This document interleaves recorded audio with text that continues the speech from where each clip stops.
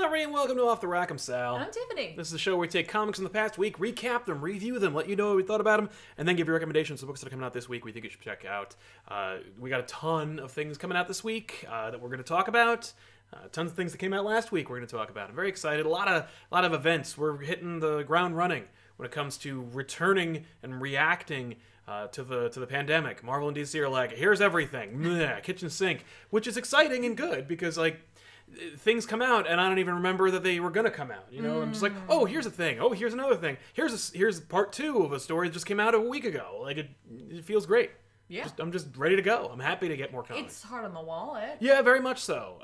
And hard on your time management. Like you're going from maybe a couple of months where you kind of you got to learn how to bake bread, and you're working on this big painting, and then all of a sudden you got to go back to work, you got to go back to your play, you got to go all these other things, plus all the things that you learned to do during the pandemic. That's right. Oh, and also the pandemic's still happening. So that's true as well. Yeah, so it's more like everything just went, hey, get back to work anyway. Yeah.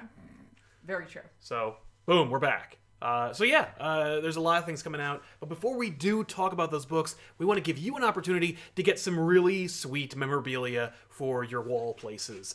Valiant and ComicPop are teaming up to make sure that you out there, 2 lucky winners out there, can win a poster of your choice that is made of metal. Let's start with this one. Let's start with this one. Because this is the biggest one. We picked this one specifically just because it's so gorgeous. Such that you actually were like, I like this so much, we pitched to Valiant, make more of these. Well, that'd be cool. Like if they had like at least 3 or 4 of these, you could put them on your wall, in like either a grid or like a line, like a triptych kind of thing. You even get them in different sizes. Yeah. See, here's a different size. But they're metal. They're signed. And they're signed by the Master of Production. Master of Production. You don't have to worry about me sending this to you, by the way. If you don't like this one or that one, you just have to win, and then you'll coordinate with Valiant to get the poster of your choice. There are a bunch. Yeah. We have this one. Yeah. There were a lot to choose from. Right. It's true. It's true. And I gotta tell you, what's cool about these is the company sends you everything you need to hang them, which I was figuring out as we were sitting here. There's like this guy that goes on your wall, and then this magnet which adheres to that, and then you just put it up on the wall, and it's ready to go. This one requires 2 magnets. Right, but which will come with, so you don't have to worry about how you're going to hang this. And honestly, I think it looks cool without frame. Like, I'm not always big into, like, frameless art, but I think this works. Yes. They also send stickers. Ooh. You also get stickers. You also get stickers. And a cleaning wipe. Oh, nice. Yeah, to clean these. Like, what the hell is this thing? Right? It's for this. No, it's to clean the wall first. Oh. It gives you everything you need to hang this up. Right. I love these. I think they're cool, and I know if you're looking to like spruce up your displays, and you happen to love Valiant or just like the visuals of these posters, you can enter to win. We're going to announce the 2 winners at the end of the show. Here's a couple of caveats. 1, you have to be in the chat when the winners are announced. 2, there are no other caveats. You can be from Australia, Zimbabwe, Antarctica, doesn't matter. We're going to ship it anywhere in the world. Nice. No limitations. That's because this is coming from the company Displate, right? Yes, that's right. So perk up, you international viewers out there. And if you don't win, and you do want to get one of these Valiant metal art pieces, you can just go to displate.com. Yes. I think that's what it is. There's actually a link in the description below this video right now. They can go to. It'll take you right to the suite of Valiant options. Quantum and Woody. You got Divinity. Everything. Bloodshot. Ninjak. Exo. All of it. Punk Mambo. Yeah. I think there's Quantum and Woody. There is. Yes. Shadow Man. Shadow Man. Yeah. There's a ton. Every Valiant character practically has one of these things. They're really, really great. Check it out. And enter to win. All you gotta do to enter to win, by the way, is to use the hashtag Valiant. Screw it. Just hashtag Valiant. We're not gonna make it hard for you. Hashtag Valiant in the chat as it's going on. We will have our moderator, Danielle, pull some names, and she will let me know who they are at the end of the show. We will be polling throughout the show. So enter to win. We'll remind you periodically throughout the show that you should hashtag Valiant it in the chat, and we'll make sure you get one of these. 2 lucky winners. Posters like these. They're super cool. I'm putting this up. There's no room on this wall, but we got plenty of walls to choose from. That's right. So yeah, enter to win, #Valiant, anywhere in the world. It's rare we get to do that. I know. So if you are international, I would say do it. Yeah. Because these are worth quite a bit, by the way. Not that, like, the resale... I don't know about the resale, but, like, they're expensive. Yeah, and you're a little quiet, so here you go. Well, I was behind posters. Yeah. Relax, moderator Danielle. So, all right. I have to display. What have you read that you're excited about to talk about today? Oh, that I'm excited about? Yeah, that you want to jump into? I don't know. Where do you want to start? All right, I'll talk about Avengers number 34. There you go. This is a thing that happened. In the Age of Khonshu. Part 2, written by Jason Aaron with art by... Jason? What the hell is this? Javier Garron. Hey, you found it. What a horribly designed information cover. Damn it, Marvel. What the hell? What's wrong with the big two and their design elements? We've talked about this before. What's the problem? They're trying new things. Well, good for them. But maybe, like, do a couple of test phases first. They have, I don't know. I don't know. Well, you're a designer. Explain this. Anyway. I don't work there. No. But I would. Oh, yeah, totally. Avengers number 34, Fist of Khonshu. The only reason why I wanted to talk about this one is because it explains what happened with Moon Knight and why he was able to take everybody out? Yeah. He needed to. The end, that's all. We had a lot of theories about, like, what was going to happen, how... Maybe Aaron was like, enough. Justice for Moon Knight. Yeah, and, like, listen, there are a lot of hardcore Moon Knight fans, and I know both of them. And... The fact remains, they all agree Moon Knight would not be able to do this. But he does in this, because he needs to. Now, maybe he had God mode on. Moon God mode. Now, that being said... These are the jokes, people. These are the jokes. This is the show. That's what you get. We just lost 20 viewers. Oh. But yeah, this is... Okay, so, like, this book... If you have not seen our episode of Back Issues where I just lay into this series, like, well, you don't have to watch it. But here's a mini version of it. Yeah, but here's a mini version of it. I hate Aaron's Avengers run, and he doesn't get these characters, and nothing is more apparent than in this issue. There's some really cool moments in this. I didn't want to talk about it. I'm not going to waste a lot of time on it. But I will say, like, Black Panther is a cool moment in it, and if you love Moon Knight, he has a lot of moments in this. There's actually, what's funny? I actually enjoyed most of this. Like, there's a part of the story where it kind of flashes back, where Moon Knight essentially goes to, like, give Khonshu a piece of his mind. Yeah. And Khonshu is, like, hiding in the corner, like, crying and, like, afraid of what's coming. Right. And that fear tells Mark he needs to be even more slavishly devoted to the moon god and, like, steal the Eye of Agamotto and make, Wait, what's on its way? Right, what is... Oh, I don't know.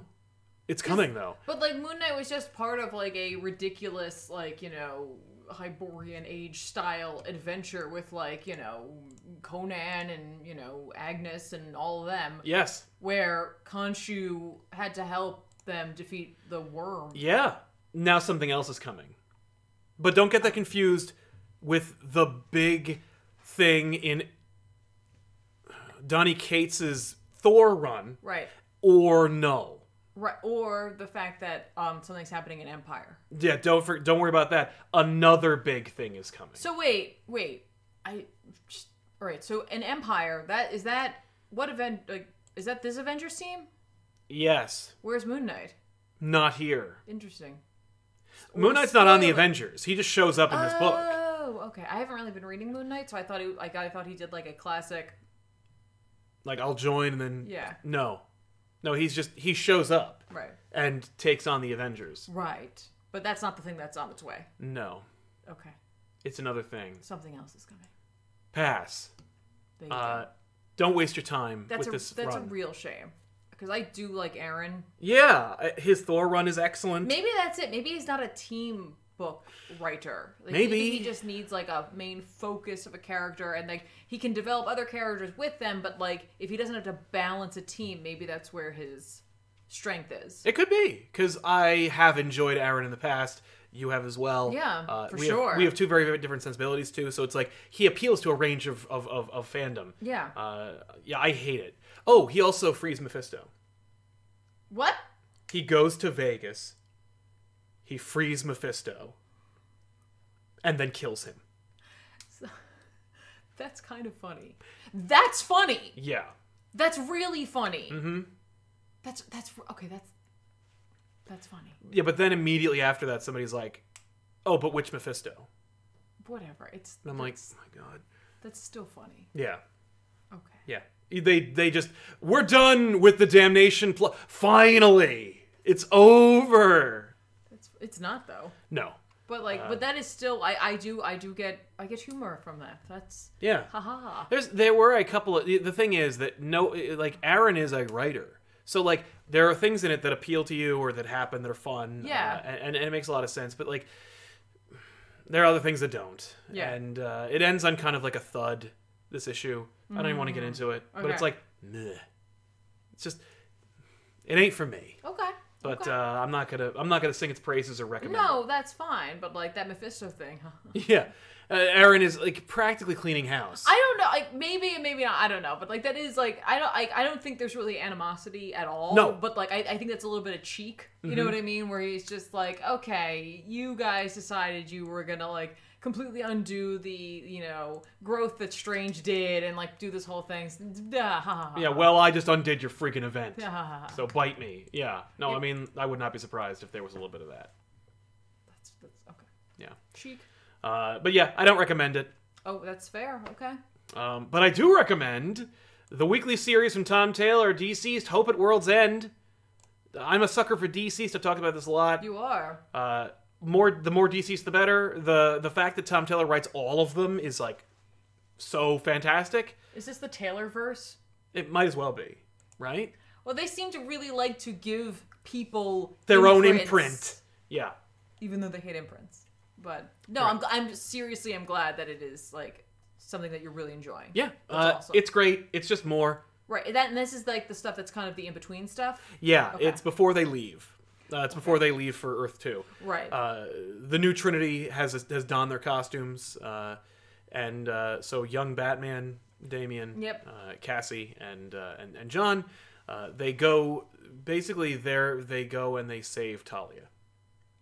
Like, Oh. hey, remember Talia? Like, Right. Taylor's like, there are a lot of characters in the DC universe. Right, I only right. focused on a couple of them, and people still loved it. And every time I do another story, I focus on another huge chunk of them, and people are like, oh my god, right, about them. Like, so yeah, they discover the graves that were dug by Jason Todd in the Batcave in Unkillables. Okay. So there is closure there. Okay.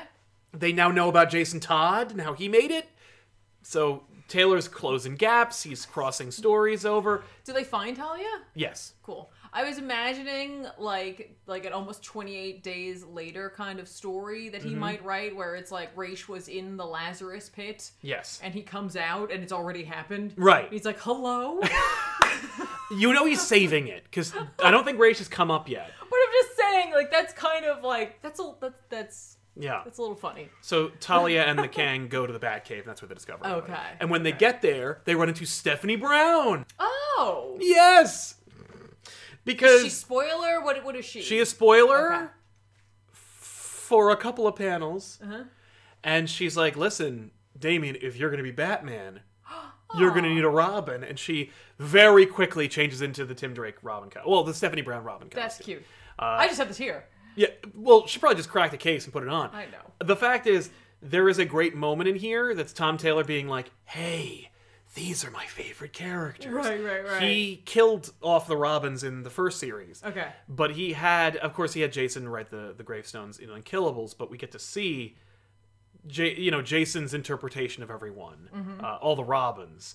And when you see the gravestones, like, you see, like, Taylor kind of, like, signing the headstones. Right. And when you see them, you get to see, like, what Taylor's interpretation of Jason Todd's Robins are. And he says that Dick Grayson got to grow up. Oh. That's cool. Bruce Wayne is a bastard. father, mentor, bastard Batman. Right. Tim Drake, the best of us. Oh, that's really sweet. You're like, I like Tom Taylor, and I wish he would come on the show. Come on the show, Tom. Come on. I've reached out to you. You know my email address. But yeah, no, like, he's like, yeah, no, Tim is the best Robin. Oh. And so Stephanie, kind of in deference to him, like, retakes the mantle of Robin. Damien's like, he's the best Robin. I was the best Robin. Shut up, Damien. Well, that's why he immediately put Damien into a Batman costume. Right. But great stuff. I love this series. Can't sing its praises high enough. Definitely pick it up. It's so worth it. Nice. Just, why not? Right. And it's cheap. Check it out. Before we get into more, I wanted to also mention that this show is sponsored by viewers like you. If you want to support us in any other way besides the Valiant thing, we'll get into that, #Valiant. You can use Super Chats, ask us a question, make a comment. We will read it here on the show and answer it.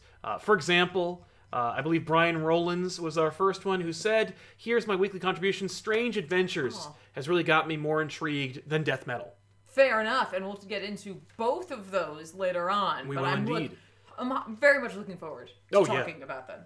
Yeah, and I'm gonna let you take point on that one because it's it's a 12-issue mini. Come on, I like those. I know you do. I'm a big fan. And like, yeah, J-Met, what are your thoughts on Marvel Wednesday variant covers? You guys are the best. Yeah, Marvel put out a bunch of like variant covers where they're like, books come out on Wednesdays. What are you thinking, DC? I think they're petty, they're stupid, they're cheap, and I hate them. Right. You know what it is though, like. I like weirdly I can't even be mad because it's literally what comic book companies have been doing forever. Like if it's not a lenticular cover, it's a foil cover. If it's not a that's an old comment. You're good. But you know what I mean? Like it's just like that's what they do. They cement themselves in time, and that's literally what this is going to do. You'll be seeing these cover in long boxes. Yeah, I hope so. I hope you don't see them in like CGC cases. I'm sure you'll see some of them. Some people will do that absolutely. Because this will like really cement a moment in time, and like this is like something that's very different right now. You know what I mean? Like DC taking this like departure from Wednesdays. I don't like how they look. Like I'm not a fan of the design. Yeah. Like it's just no, I hate them. They're ugly. Like the color choices, the font choice, they just reek of laziness. It does seem a little. I don't know. I've only seen one, but I'm sure. If you see one, they're the same. Okay. It's just the logo of the book and the mantra. Right. So I don't know. Also, if you're going to release a slew of new variant covers, maybe you could have hired a cool artist to do something cool and given someone work instead of just like making the graphic designer that you have do this too. Super Pooper says, Dr. Manhattan, who's actually Bruce Wayne, speaking like the Joker, who's actually Bruce Wayne. Yeah, I can see why Alan Moore is mad a bit much, but okay. So, but we'll get into Death Metal in a little while. I keep hearing this, that like Alan Moore is seething, that he's pissed off.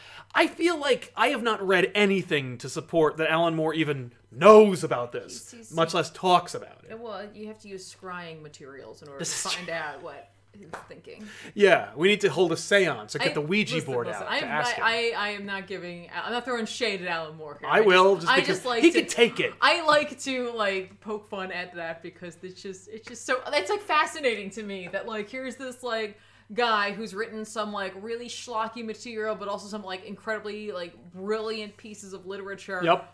Who's also like, yeah, I believe in magic. I'm like, that's just fascinating. Also, I'm a warlock. Right, like, that's neat. I don't know. That's like yeah. Yeah. You want to have a drink, a pint with him down at the pub. It's true. Like, it's like, I wish that this was an affectation that was ubiquitous amongst all creators. Like, I wish Scott Snyder was also really good at close-up magic. Oh my gosh. Mr. Giggles, hi, listening to you guys while I clean. Good. Hooray. Good practical use of your time. Yes. Clean away. Jeffrey Ken Dolo says, not gonna lie, after issue 2 of Death Metal, I kind of dread the Snyder ending. We'll see. We'll see. Scott is hyper aware of his tropes at this point, so he may play to his own strengths. He may rail against them. And the thing is, do you want the devil you know or the devil you don't know? Do you want to know you're getting the Snyder ending, or do you want an ending that neither Snyder nor you see coming? Like, I don't know.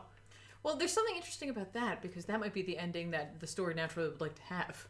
Right, and that's the thing. Like, Well, I want a story. I want an ending to a story that is natural and organic, as opposed to a manufactured. I have something to say. Make it do this. And I'm not actually accusing Snyder of doing that. No. It's more just like I hate when that happens, and I hope Snyder is completely aware. I mean, the fact is, the dude can do whatever he wants. So I hope I would imagine, you're fine, that every ending that he's given is the ending that he wanted. Right. Right? I mean, like, because I don't know if there's ever been, like, a period in Snyder's history when he worked for DC where he was, like, where he had to, like, beg for an ending. No, okay. That, like, he wanted. Right. You know? Because otherwise he could just be like, well, I'm Scott fucking Snyder. I'm walking. Like, he could do that with every book he's ever written. Yeah. But I feel like, he's also a team player, so there's probably some give and take. Yeah.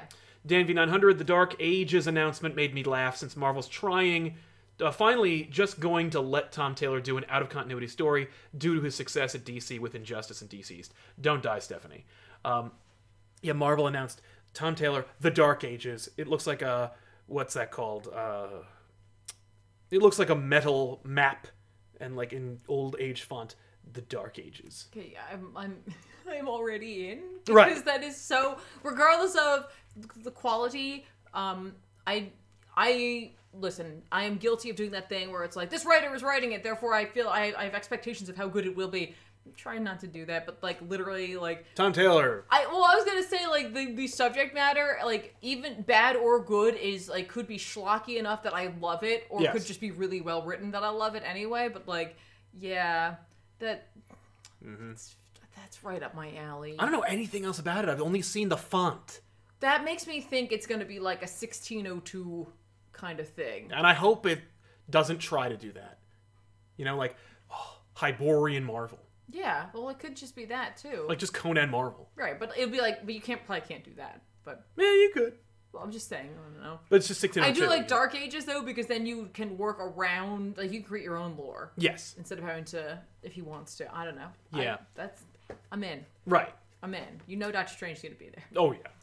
Alex Cash, when Aaron turned Thor into Phoenix in the far future, it fit the theme. Thor is a god with many legends. The same type of big idea is bad for Avengers. Turn New York into an Egyptian city replete with pyramids. I'm out. Yeah, no, like, and that's what I'm saying. Like, I think that he really does well with a single character. Like Conan, Strange, Thor. Like, he just does. Wolverine. I'm unfamiliar with it's that. It's good. And I also only read the like King Thor stuff. Right. You know what I mean? Like, so like I only had that like exposure to his Thor run, and even that, like, being so like out of my depth, but like really enjoying it, and like just having those ancillary characters there that were developed, but like the focus is on Thor. Yes. You know what I mean? Like, I think that's maybe his wheelhouse. And so maybe where now he's trying to lean on the things he knows how to do, but it's not working with the scope of the Avengers. No, well, he just keeps having to switch gears and focus on somebody else. Yeah. So it's just we're not meshing the characters. Yeah. Well. Paul Baker loved seeing Stephanie in DCeased. Unfortunately, this probably means we're going to watch her die brutally later. I hope not. But, because here's the thing, he does love her. Right, but like, I guess what they're saying is that like, you have to wonder like, where are they on the ship or not? Well, and that's the thing, like, they don't show you the ship. They don't Right. show you the surface of Earth 2 at World's End. Yes, you don't so know. you don't know. Yeah, I really like that, because he could literally change his mind at the last second. But yeah, I hope not, but like, I fully expect it. I fully expect everyone to die, but I hope not. And Taylor is also not like Garth Ennis, where he's like, I want to see them all die. Right. It's like, no, he has a story to tell. Dan V900, with Bendis leaving Superman, I know it won't happen, but DC should give it to Taylor, whose favorite character is Superman. He keeps pushing for it. Well, he should get it. Yeah, I would be down for that. I'd also be cool with it just going back to Tomasi. Yeah, I would like I feel like they won't do that. No. I feel like they won't let themselves do that. It would, even if everyone wanted them to, betray like that they made a mistake. Yep, exactly. And they're not going to do that. Yeah, so I think Taylor's an excellent call. I agree. #Valiant. Yeah, you can you don't have to get this one. You can go, if you win, and pick another Valiant metal poster out. We have Ninjak and Bloodshot here, but there is a whole slew of Valiant characters for these metal displayed art pieces signed by masters of production, complete with all the hanging materials you'll need sent to you anywhere in the world. All you have to do to win is put in #Valiant into the chat right now, and then stay here. You got to stay here to the end, because if we call your name and you're not here, we move on to the next one. That's it. It's over. You can't comment on the video later. It's done then. No, because then that's bullshit. I gotta go find you. No, forget it. Forget it. It's over. Stuart Flowers. Hey, Sal and Tiffany, thank you for all the great content. Also, do you think the Empire tie-ins are needed? We'll talk about that at the end. But I will say, no, they never are. Dan Wesley just wanted to send some dollars to my favorite comic book YouTube channel. But also that Tim Drake nod is like water to my thirsty man for Mage. He's my fave. Me too, man. I'm telling you, though, in continuity, make Tim Oracle. Don't paralyze him. Just make him Oracle. There you go. Get him out of that duck costume and move on. Dex Baker, so Avengers just invalidated every issue of my current Ghost Rider run by killing Mephisto. I mean, he had the Eye of Agamotto, and the Fist of Khonshu, and the Fist of the Iron Fist, and a bunch of other magic bullshit. So, you know, it takes a lot. To be fair, no. We don't, I would say that we don't know when Ghost Rider is happening. Same thing with Conan. Yes. Because the Mephisto's also in the Serpent Crown. Right. And also with Aaron saying, like, which Mephisto was it? You're like, don't worry about it. Like, no one is going to use it. Because, like, right now the trend seems to be, I do something, you do something to undo what I did, then I'm going to undo what you did. Right. So, like, no one's going to want to carry Aaron's Avengers. You know what I mean? Like, there's nothing happening in Spencer Spider-Man that is, like, contributing to or holding up Slot Spider-Man. Right. You know what I mean? Yeah. Don't worry about it. The only person who's going to carry this weight is Aaron. Yeah, like, when he started Avengers, he was like, Strange has gone through like 4 different writers. They've all done different things with him. He's gone through 3 different costume changes. We'll just make him wear the blue suit like I did. Like, nobody cares. Don't worry about it. You're going to be fine. And Absolute Venom, I'm just so in love with Deceased Verse. I wonder how long it will be until we get an omnibus. Probably when Dead Planet ends, I would assume. But then again, I bet there's going to be more. I'm looking forward to animated whenever they decide. The Deceased animated movie should be in production already. Right? Like, come on. Your move, DC.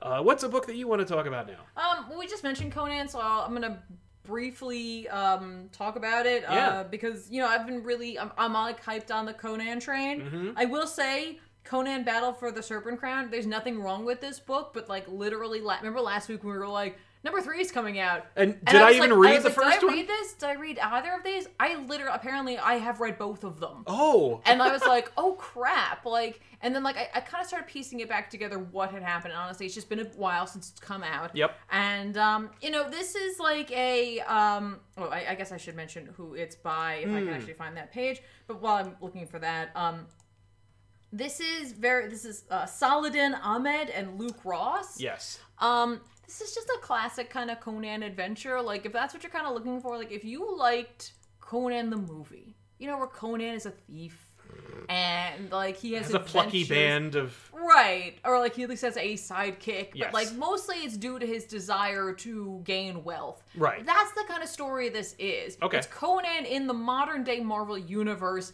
looking to kill... Cullen Gath, because he's like, hey, you're still alive and you suck, but also, hey, I'm gonna go on a thieving adventure with this plucky young lady who is also a thief. You're right. He's run into like various characters, including Black Cat, and now like they got a ring that like she was trying to get back because it was actually a friend of hers. It turns out it's a magic ring, and it transports him to Wakanda. Okay. And like this, when I say like a classic Conan adventure, I also want to say that this has that feeling of like old school team-ups where like, you know, the book is really about Conan, but like we're gonna put him with someone but like in each issue. Here comes like, you know, Black Panther, and like Black Panther's on the cover, of course, and like when Black Panther finally shows up, Black Panther shouts his own name in his logo font and then proceeds to like educate you a couple of things that you might not know about Black Panther if you're reading the book. Okay. So like you know what I mean? Where it's just like, even if I wasn't highly trained, it didn't have like the heart, or you know what I mean? Like, oh my god! Literally, it had that feeling of like an old Marvel team up. Yes, where it was like, hey, I don't know if you know this character. You might just be here for Conan. Let me give you a little backstory on who Black Panther is. So you can have fun and like pretend like you've been like you've enjoyed Black Panther the whole time. Exactly. When they team up and do cool things. Right. And like they barely team up. Like they show up and like it turns out that like on Wakanda there is a set like hidden like altar. There's a big statue of Set, like the snake god. But like that even like Wakanda's technology didn't know it was there. And, like, Mephisto was working with a guy named Champion. Okay. And he's a super rich guy who's, like, an asshole. And they're looking for, like, the Serpent crown. In order to find the Serpent crown, they need the Serpent scepter. Okay. And the only way they could find it was by using this ring. And so, like, they let Conan go and find it. And then he, like, used the super expensive suit to teleport onto Wakanda. Yes. And find it. Because, obviously, like, you can't just go onto Wakanda. No.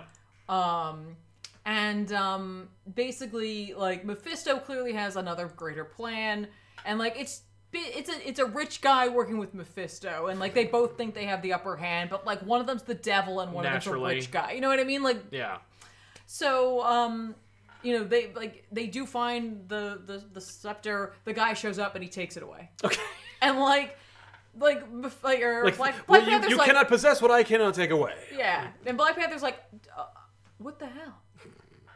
And, like, one of, like, his, like, guards are, like, people who are, like, basically patrolling the island, are like, oh my gosh, dude, I'm so sorry, I totally screwed up. Mm-hmm. And they're like, I'm gonna resign my post. Like, I screwed up. All right. Like, T'Challa, and, like, he's like, no, it's cool. Like, you don't have to do that. Right. Like, everyone screws up. Yeah. Like, it's fine. Like, you know, that guy had a lot of money, and clearly he found a way to go right. And Conan's like, oh, like a king who's not a dick.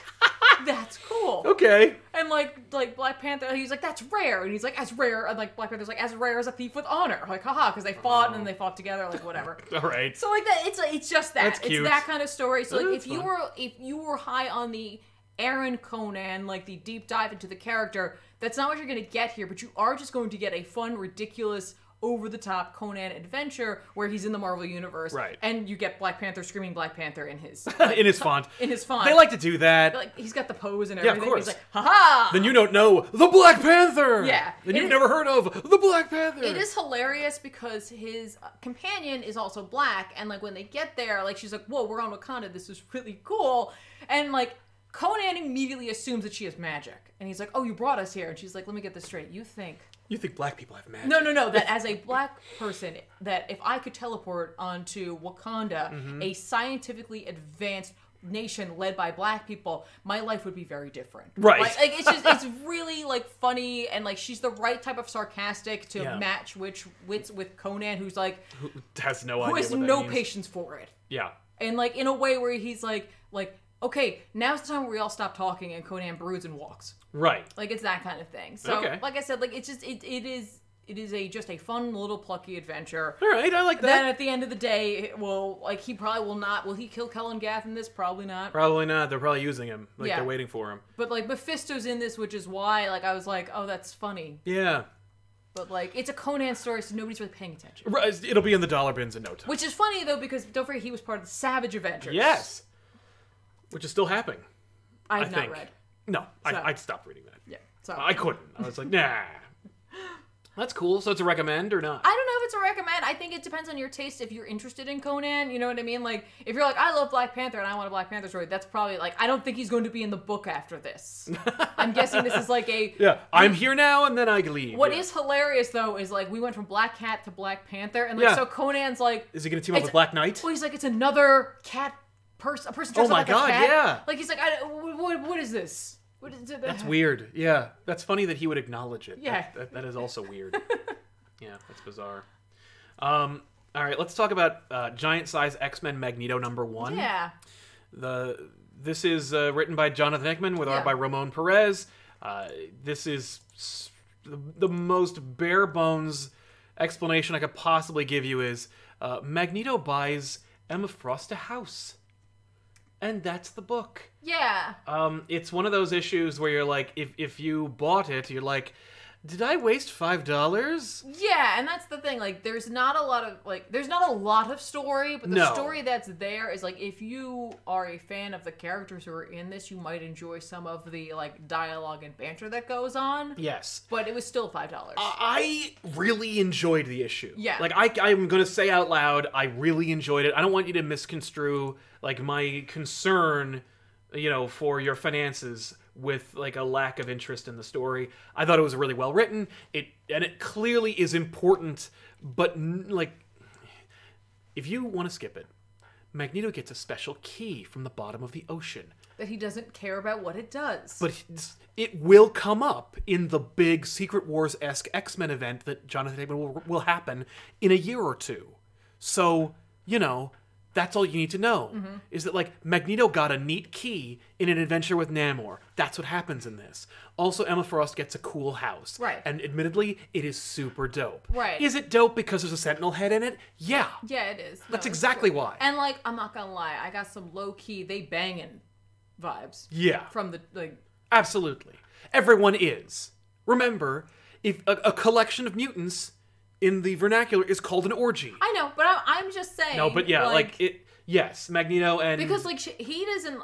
She asks him for a favor. Yeah. Which, I mean, I guess you do want to have a favor locked away. If Emma Frost offers you the opportunity to have, like, a time that you can call on her to do something, like whammy someone's mind or whatever, you're going to do it. You're going to make it happen, especially if it's, like, what he ends up having to do. Yes. But, like, there's still, like... They have dinner, and it's like... Oh, yeah. No, it's very... It's... Yeah. I mean, it's very her, too. Like, that's very what she would do. Yeah, I wouldn't be surprised if they were or weren't. Right.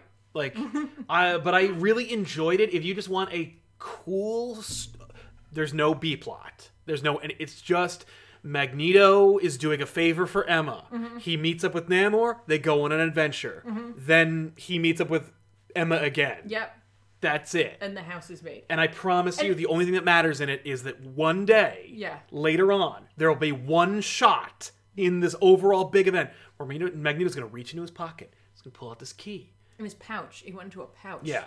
You're going to go, where the hell did that key come from? Yep. This is the issue, where that key came from. There you go. Or maybe he's just like, maybe he has zero plans for this key. There's no way. And no, just one they focused on this key. I don't know. I promise you, this key matters. I will say, though, like, Magneto not only, like, house hunts for her, well, he island hunts for her, and then he builds her a house. Yes. So, like, he's clearly going to get an HGTV series, like, yeah, Magneto on homes. Magneto House Hunter. Yeah. Yeah. No, I really enjoyed it. I just thought it was a cool story. It was, but then when I realized how much it cost, I was like, that's frustrating. Yeah. It's not fair. It's not fair, but it definitely, in my opinion, did a better job of being a book about the character whose name is in it than Nightcrawler did. Yeah, that Nightcrawler book was a bait and switch, no doubt about it. Yeah. But yeah, so I recommend it, but maybe in the discount bins. Here's what I recommend. Wait. I promise it'll be $1 in a month. Right, because this is not 100% like going to be necessary for the book, except for the fact that maybe Emma will live someplace else because Hickman wrote this, and then you'll be like, yeah, exactly. But I mean, like, that's so not out of her character to just decide to go someplace else that, like, I feel like it wouldn't be such a big deal. Yeah, this is her, like, if the shit hits the fan in Krakoa, I have a place to go. Yeah, but the Sentinel head thing is really fun. It's really cool looking. I also like the, like, old sailor guy at the beginning. He's fun. I expected him to die. Why? Because it would be cruel. Right. But yeah, Kevin Meyer says, random question, what's your favorite Stephen King book? On writing. Oh, there you go. Followed by The Stand, I guess. I've never actually read one of his novels. You could... I would recommend something like Christine or Cujo. They're very easy to read. Like, that one, it reads very fast. I don't have very much interest in that. They're short. Yeah, I probably... The bigger ones are like, you're going to go, what the hell am I even doing? That's what my problem is that, like, my, like, pre-knowing that, like, a lot of his books tend to, like, go places, that I was like, okay. Yeah. I love The Stand, but, like, no. Like, screw you for that ending. I did read some of On Writing, though, because you had it. Yeah. And that was good. Well, that's like a memoir. Yeah.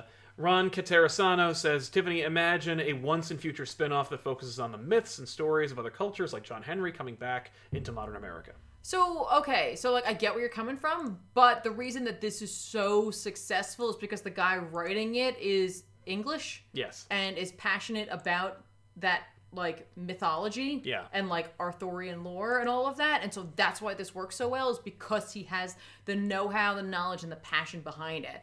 And so like it wouldn't necessarily be a spin-off, you just have to do a totally different series written by somebody else, whatever culture that is, that has that same know-how and passion for it. That's true. Hashtag Valiant if you want to. Hashtag Valiant. If you want a free poster, hashtag Valiant. Alex Sanchez, just sending some love. Thank you very much, Alex. Thank you. Dan Axelrod Simpsons actually called this, "Hey, Mr. Moore, will you sign my copy of Watchmen Babies?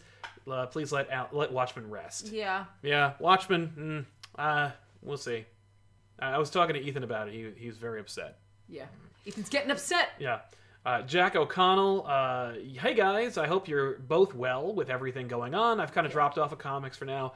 I'm only following Aquaman and Amazing Spider-Man, but I'll always love your channel. Thank you, Jack. Thank you so much. Really You're appreciate always it. welcome here. Yeah, exactly.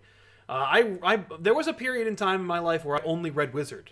Like, I didn't read comics at all. I just read Wizard to keep updated. Yeah. Oh, did we bounce? Yeah, Damn it. It went down.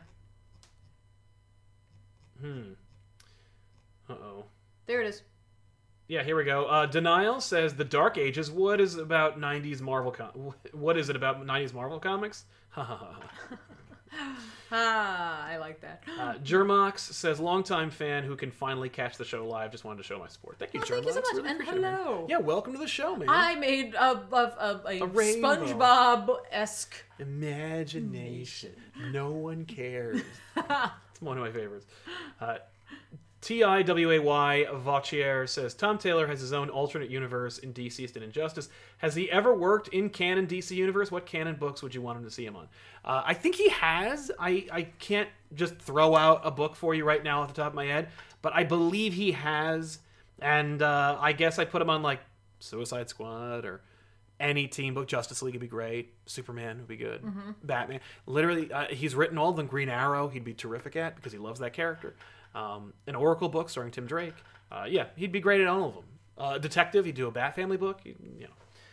Cast Alas, any more collaborations or interviews with other comic creators on YouTube channels coming our way?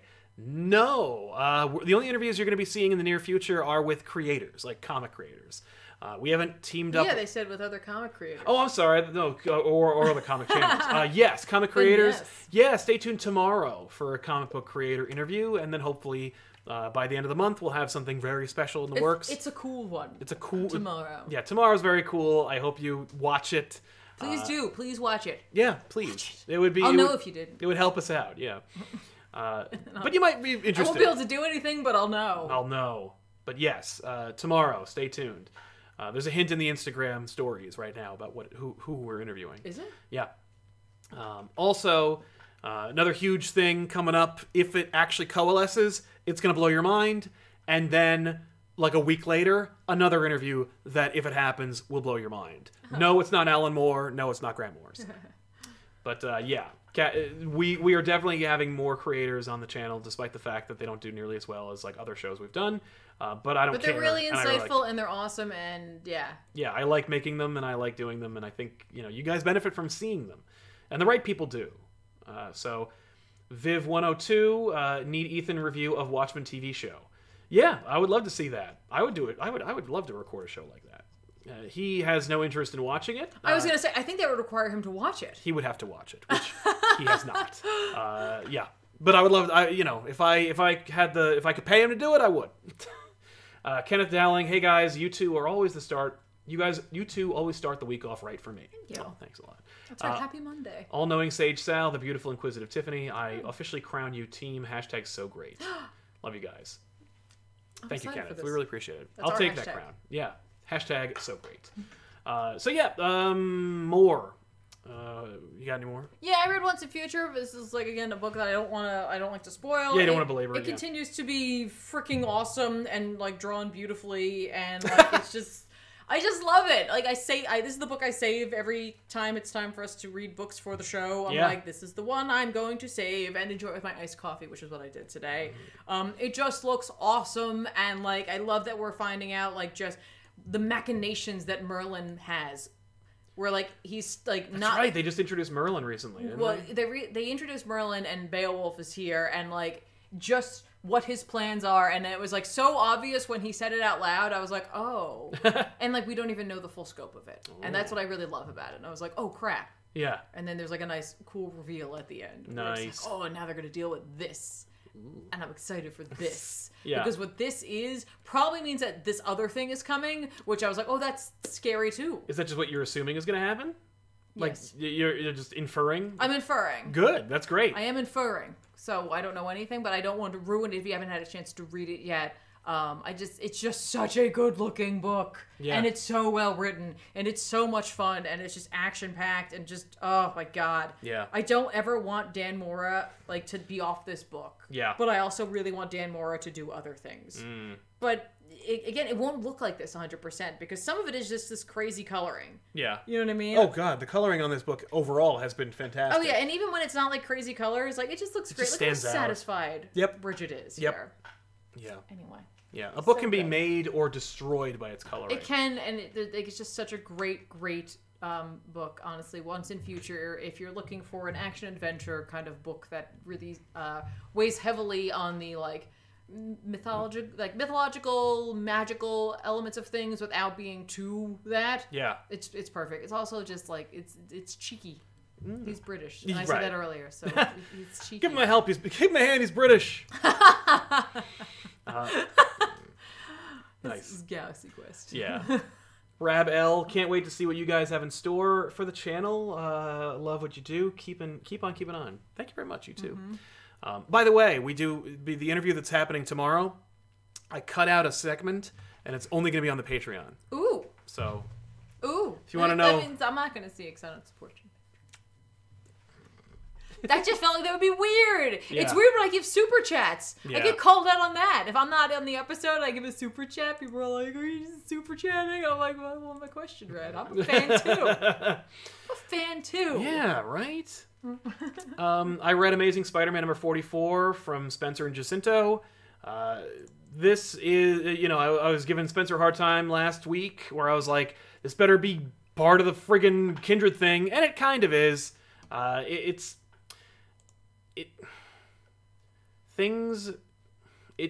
pretends like things are going to happen. And the way it's in... He had 4 great pages in a 22-page book. In this? Yeah. Oh. Like, the art is really fun, and I really enjoy it. The story is, like, practically non-existent. Oh. But Peter has a bad dream that... there's a bad dream in the story, and then there's another bad dream within the dream, which, like, Kindred says, like, isn't that lazy? Like, can't you believe that we did a dream within a dream? It's like, fuck you. Just because you did that doesn't mean that you didn't... It doesn't absolve you of the laziness of what you did. Right. You can't always have the character look at the camera and go, like, I'm making schlock.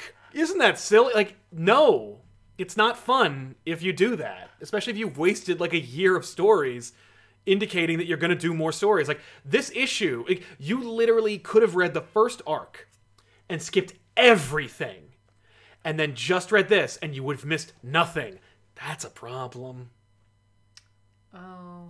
Like, you need to make every issue indispensable, or at the very least every arc indispensable, or at the very least every story feel indispensable, but this is very disposable.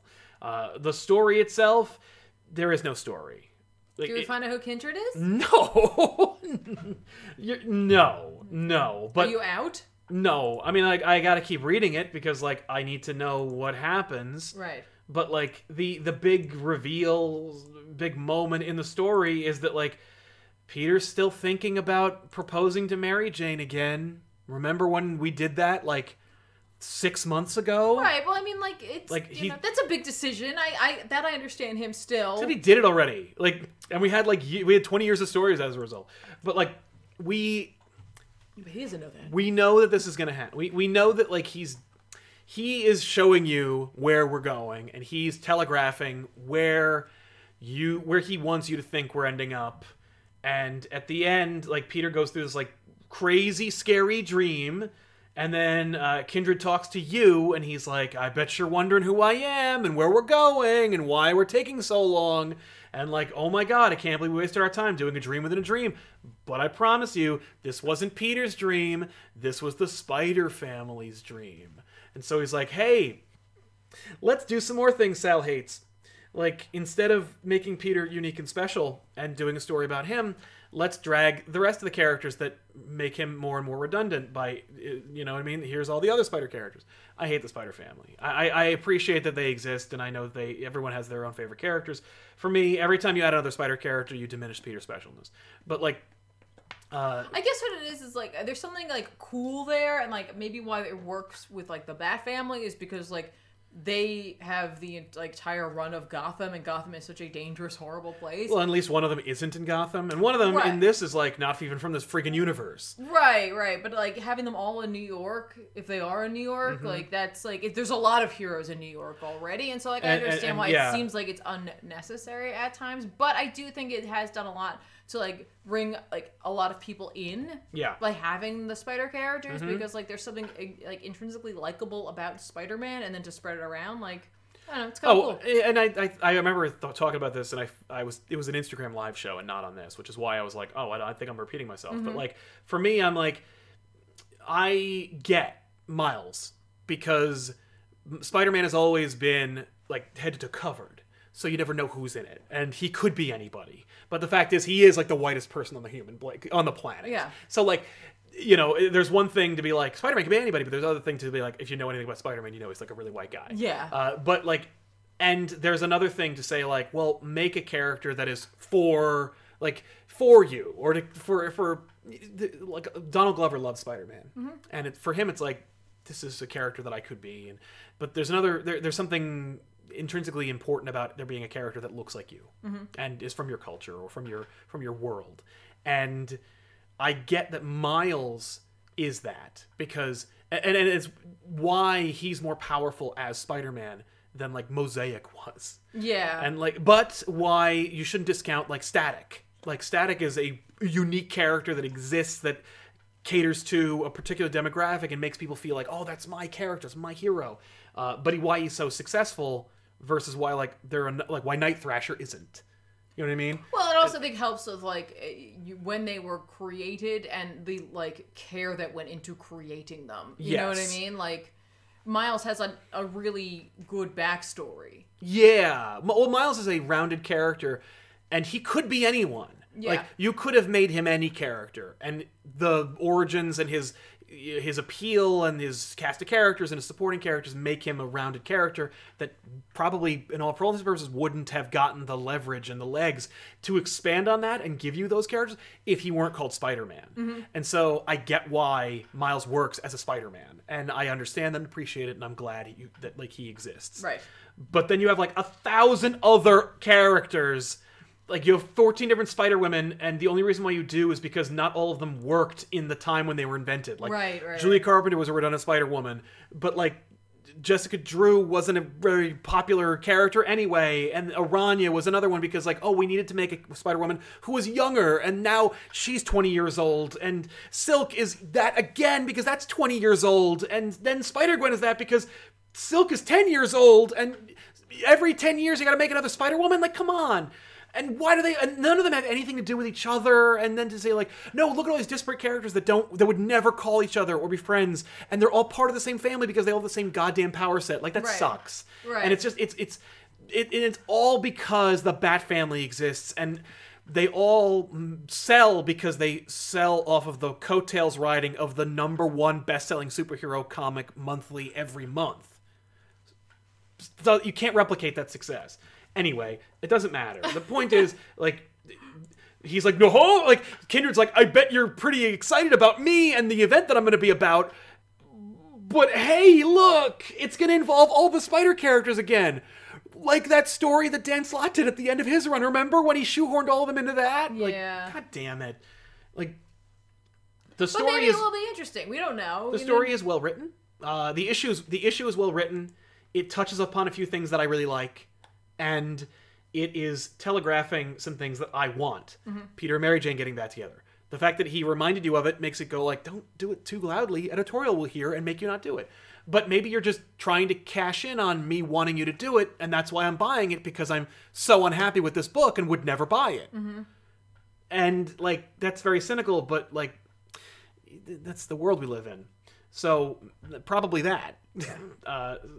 So, you know, I don't know. We'll see. Like, Peter leaves this really long message, and he even says, like, in the message, I can't believe your voicemails have cut me off, which probably means that he didn't leave the message and it was in his head. Right. So, right. like, you know, there's a lot of bullshit in this issue that looks very good, that kicks the can down the road and sets up more stuff that is exciting. Like, hey, Sin Eater's back, and he has powers this time.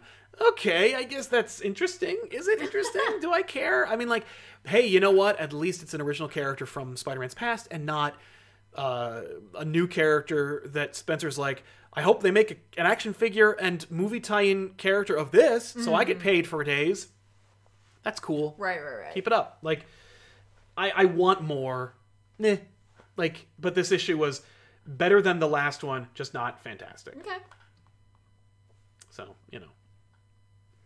I didn't mean to touch foot, okay. sorry. So yeah, what's next? That was it for the stuff that I read on my side. Okay, well then we can talk about Empire. Did you read Empire? I did read. I read Empire. I read Strange Adventures. Yeah. And that's right. I also read that. Yeah. Empire #1 came out. Yes, here we go. Which really threw me off, and then you reminded me that those were 0 issues, and I was like, oh yeah, never mind. Yeah, we read Empire, Fantastic Four Empire, and Avengers Empire #0, both 0 issues. Now it's Avengers Fantastic Four Empire #1. Yep. And this is the event. Yeah, here's the event, and then yeah. Yeah. What do you think? I mean, it doesn't like literally part of the way of the book. You're like, I already know where this is going. Like, you know what I mean? Like, you've already figured out where this is going, but seemingly they're not doing a civil war. Hopefully not. No. By the end of this, I was like, okay, if we keep going down this path, cool. Don't do the a most civil war. obvious thing ends up happening right at the end, and you're like, yeah, I saw this coming a mile away, but I don't think they were trying to hide that so well. No. Like, I think the 0 issues were maybe supposed to, like, lead you to that, like, cynical, like, oh, there's going to be another civil war. But, like, this issue, if you just read this, they obviously kind of recap what happened in the other two a little bit. You do miss out on the fact that there's something possibly going on with Tony. Like, in Avengers 0, you got that feeling that it was almost like Krakoa, like, messing, like, that kind of, like, thing, like, you know, some sort of, like, pheromone or something like that. Something in the air that seems to have kind of messed with him. Yes. And so, like, you know, he might have missed out on some key things. You're not really getting that here, but maybe they'll... Either it's not a thing, or they'll reveal it later on. Right. But it's the plant people were bad. Yeah. Like, oh no! Who'd have thought? Which is kind of cool, because, like, seemingly it's like, oh, okay, yeah, the Kree and the Skrull, they're on the right path here. Everyone handles it in completely all the wrong ways possible, as you see always at the beginnings of these things. But we seemingly have kind of gotten that kind of stuff out of the way. Now, does that mean that everybody's going to work together in the next issue? Probably not. But, like, at least they're like, okay, let's deal with this right now. Let's not, you know, bury this lead for too long. Yes. You know, Tony has an idea of what's going on. Hulkling has an idea of what's going on. Hulkling's the one that's got to make the call. Yep. Reed's trying to make a call on what's going on. Yep. And then it's just like, okay, nope. Like, the Hulkling was right. Yep. But, and I love the tree people look. They're cool looking. I think it's cool. There's like a little tiny adorable one. Like, I really dig their, like, face, like, on these, like, longer necks of, like, foliage. Like, it's just cool. Like, they have these creepy masks. Like, there's something beautiful and also terrifying about them. I find it to be very fun. Yeah, it is fun. Like, some horrific stuff happens to the Fantastic Four in this. We get a lot of Reed talking about how powerful Sue is. I like that. In this. Yeah. Like, in a way where they're like, it seems like they're always trying to fix some of the damage that was done to her early on. Yes. As a character. You know what I mean? Like, there is, like, something to be said about her original, the way she was portrayed when Stan and Jack first brought her. Exactly, and it seems like they're trying to always fix that, where it's like, no, like, her power set could be pretty cool. It could be very dangerous. And, yes. you know, I also for some reason read her in the voice of the cartoon. Thank you so much for that. I hear that voice too. I was like, God, because she was saying like darling. And Okay, dear. darling. And I'm like, ah, you know, Dan Slott. I didn't even watch that cartoon until like you showed it to me. You know, Dan Slott writes his superheroes using animated voice characters. I know. But he uses the 60s one for Spider-Man characters. There you go. Yeah. But there's no way he doesn't use those characters. By the way, if you're wondering like, hey, what voice does that sound like, and you don't want to watch the Fantastic Four cartoon, just watch Family Guy because it's the reporter lady. Oh. Yeah, Tom Tucker's person. Oh yeah. I don't remember what her name is. I think she died in the Family Guy universe, but anyway.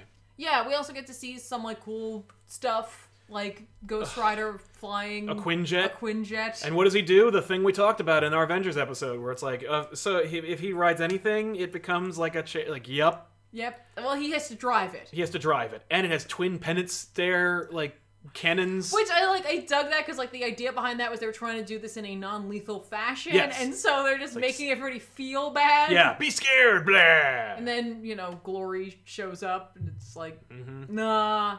I'm designed not to feel bad about things. Okay. What do you think of the Black Panther mech?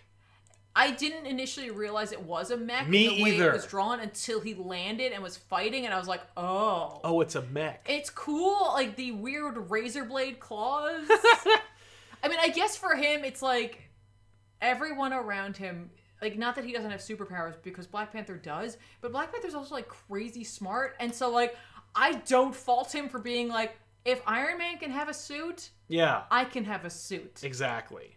And it'll look like a cat, and I don't care. Right. Like, you know what I mean? Like, he comes from this, like, world where, like, science is, like, awesome, but there's also this, like, supernatural element to it. Combine the two. Why not? I'm down. Yeah, Stark doesn't do that, so why not? He's fighting aliens. Now's the time. Yeah. I enjoyed it. There were a few moments for me that felt a little, like, not inauthentic, but like kind of hacky. Yeah. But yeah, I'm ready for an event where the Marvel Universe teams up to fight an actual bad guy. Yeah. Like, if this were written 20 years ago, it'd be the Skrulls. But it's not the Katati. So whatever, that's fine. This literally, like, we talk about how like metal is a like summer blockbuster kind of thing. Yes. This feels like they're trying to do like an Independence Day. Yeah, this feels like a Marvel movie. Like they're literally just trying to do that. Like this isn't something that you're probably going to come out the other end of it with like, like a lot of hard-hitting feelings or like deep dives into character development. It feels like it's going to be one of those, like, this was fun. Like, almost like Monsters Unleashed. But more successful. Where it's, like, almost a completely forgettable event. But, like, if you read it, you probably have a good time. Yes. That's it. I don't know if that's worth, if you're, like, on a budget for you right now. Well, just don't buy the tie-ins. Right. Because, like, there are going to be a lot of tie-ins. But, like, I don't know if that's worth it for you right now. If you're not looking for that. But if you are looking for something that's, like, just silly and over the top. Because there is a lot of ridiculous over-the-top stuff that happens in this book. Yes. And, like, they've got, like, thought journals going, and, like, I do kind of, like, it's silly and, like, dumb. Well, and it's a carryover from the book that they're from. So, like, because Slott wrote Fantastic Four and is writing Fantastic Four, he can carry over all the stuff that he does in Fantastic Four so that it feels like it's still a part of that book. Right. But, like, I'm not going to say this is, like, high storytelling. No. You know what I mean? Like, at all. This is just... They're just having a good time on the page. Yeah, and it feels like a Marvel book. And I'm enjoying it. Right. They didn't even try to remind you about Hulkling and Wiccan's relationship. I feel like that will be the big linchpin at the end. Okay. Wiccan will probably die, and the Hulkling will be mad.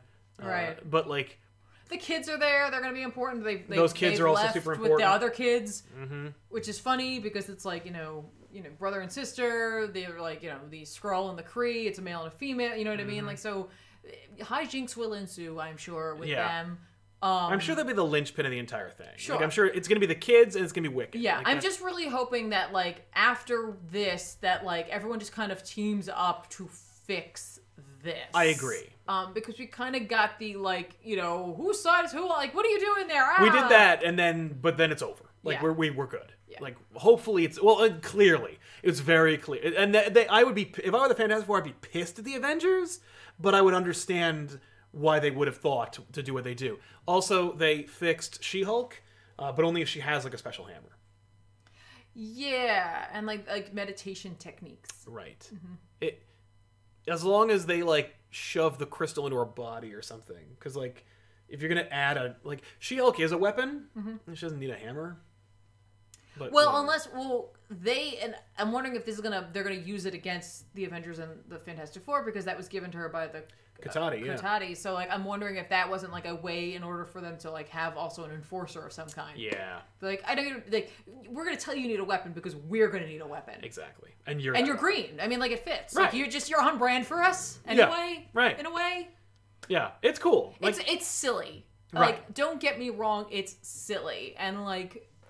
But no complaints. No, it was just action-packed, punching, fun, like, silly things that people say. Yes. But again, if you're on a budget and that's not the kind of book you're looking for, don't pick it up. Yeah. Like, you know what I mean? If you're like, I don't want to deal with and no one an else event is doing, right now, no one's going to blame you. And no one else is doing anything with it. Like, you're just going to have to deal with, like, the tie-ins and this and probably Fantastic Four, but not Avengers. Right. And so you're good. And you could probably pick it up later on in discount bins or in trade if it's like, you know what, I kind of wanted to see what this was all about. Yeah. And Marvel's not hurting, so, like, you can trade weight on this. Right. So, like, I'm just saying, like, if you're not looking for something silly, over-the-top, action-packed, whatever, don't grab it. It's okay. Nobody's going to be upset. Avengers Fantastic Four Empire #1 from Al Ewing, Dan Slott, Valerio Scitti, and Marta Gracia.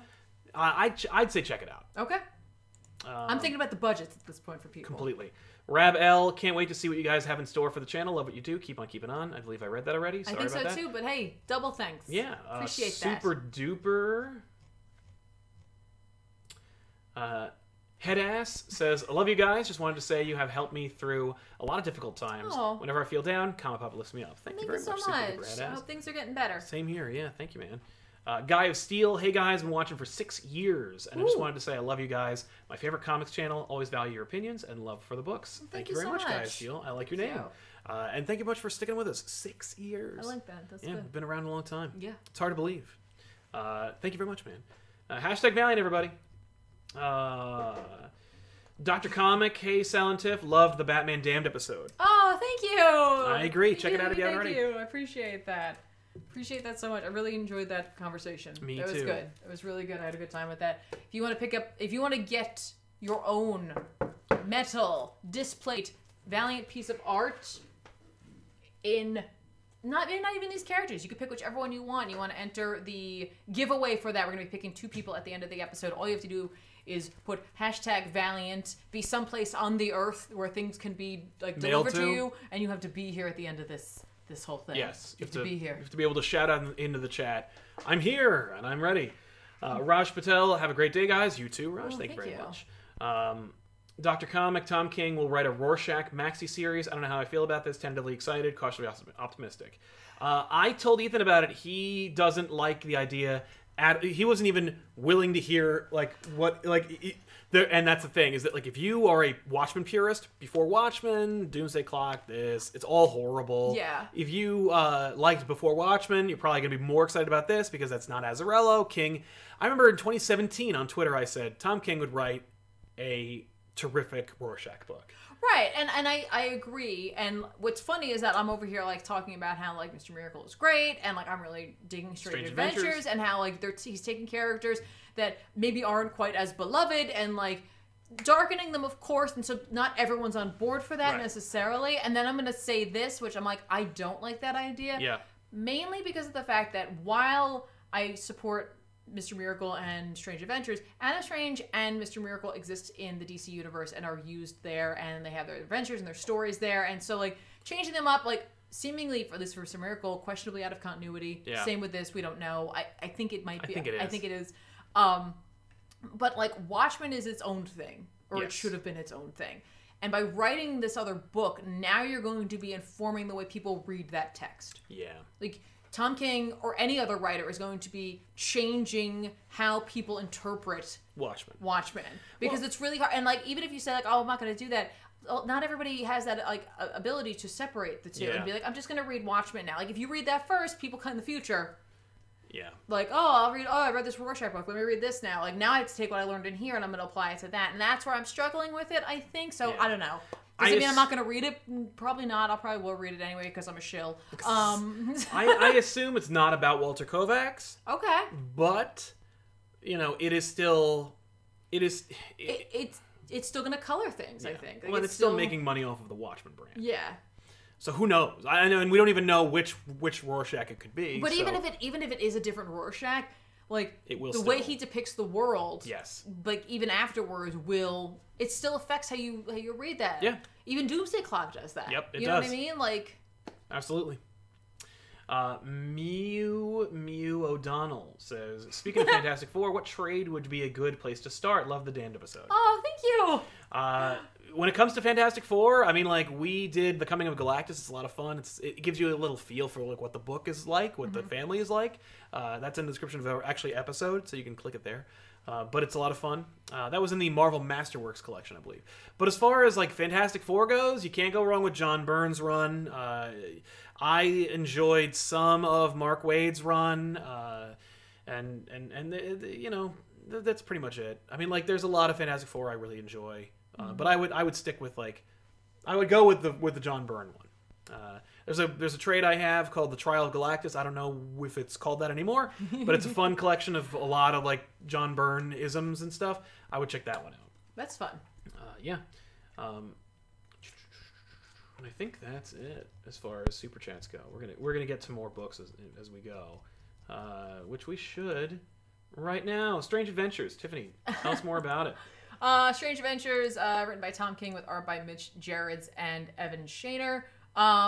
Black Label book, 12-issue mini-series about a character who we're, like, clearly questioning the morals and scruples of. Mm-hmm. However, seemingly this issue 3, takes a turn and focuses possibly not that it's Adam that's the problem. It could be his wife. Yes. I got some serious Manchurian Candidate almost vibes from this, possibly. Okay. I was like, is that what we're doing here? Mm-hmm. I mean, like, and I don't know, because when King writes these, he often does things, I swear, where he's, like, trying to lead you down one path, and it's like, it's not that path. Yeah. But I'm going to make you feel that. And so, like, when I got that, by the end, I was like, are we doing Manchurian Candidate, or are you trying to make me think you're doing Manchurian Candidate?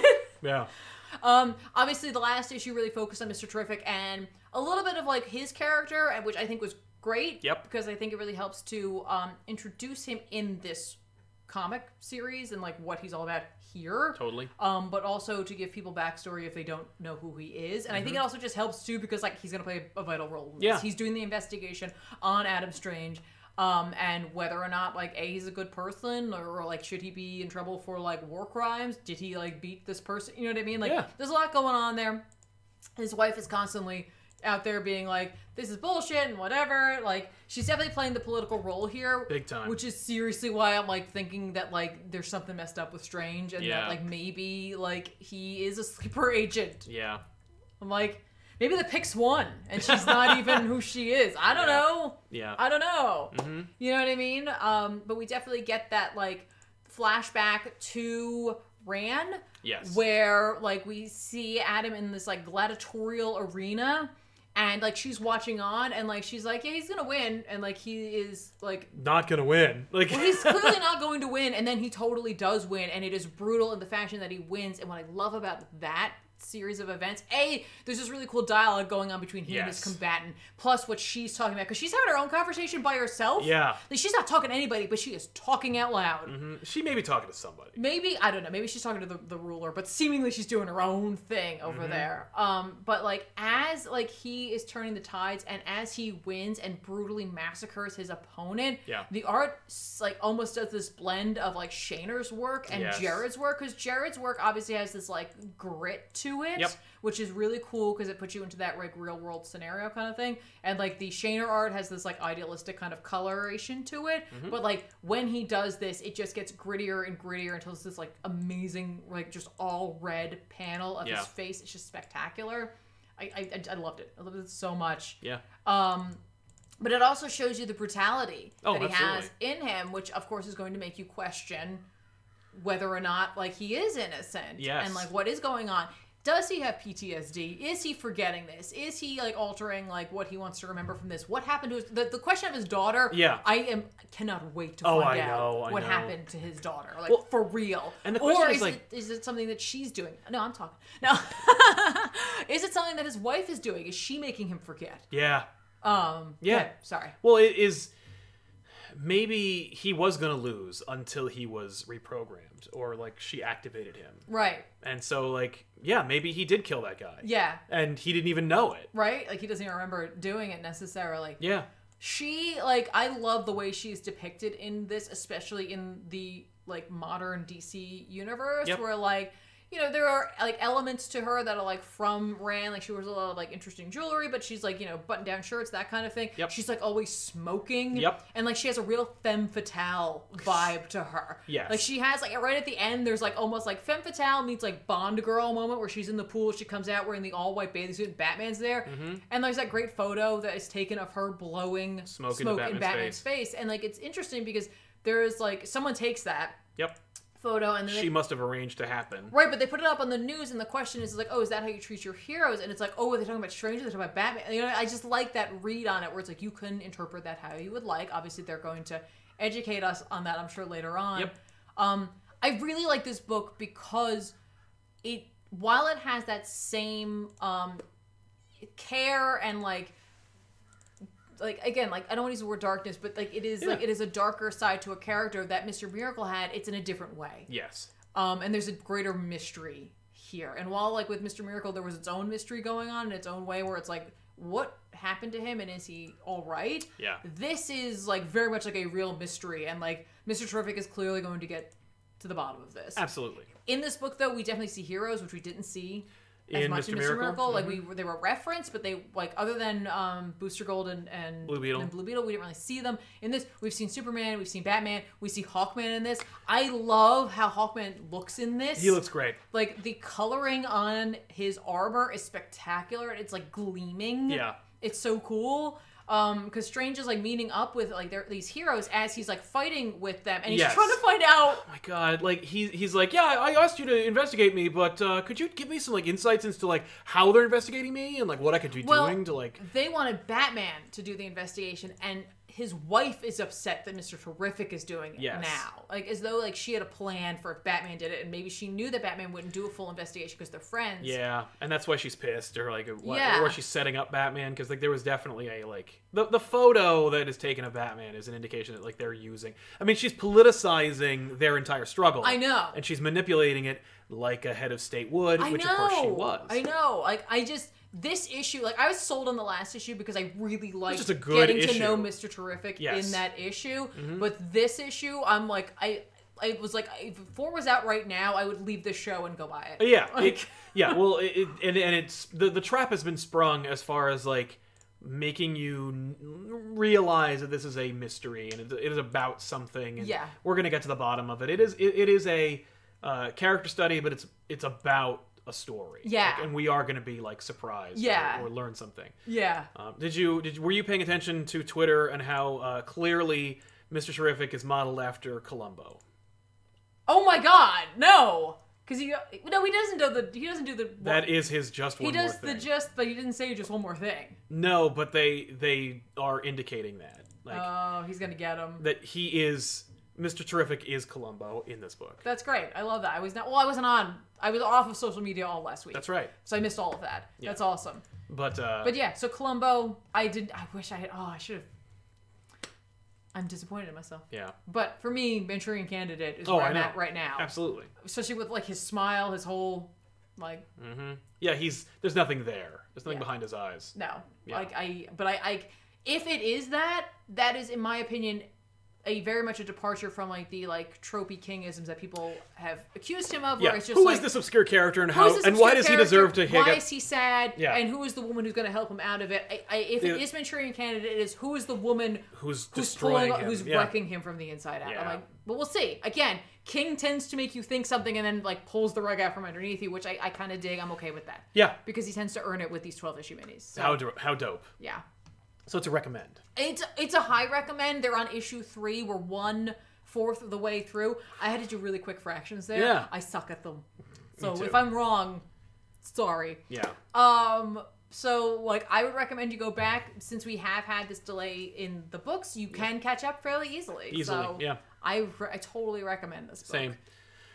Very much on the opposite end of the spectrum of Empire. Yeah. Where, like, this book is, like, you're going to get in there. You're going to have a good time, but, like, you're probably going to watch somebody be torn down. Yeah. No, I also, just to echo your thoughts, I loved it. Yeah. It's just an excellent series. Tom King is not a hack. It's just, like, depends on what he's forced to do versus what he wants to do. There you go. Taylor Pester, the solicit for the Rorschach book sounds like a question book to me. I know he's based off question, but it's on the nose. Yeah. There is a great question book out right now from Black Label. Check that out if if you're on the nose or on the fence about it. Mm-hmm. But yeah, I agree. It sounds like that. Yeah.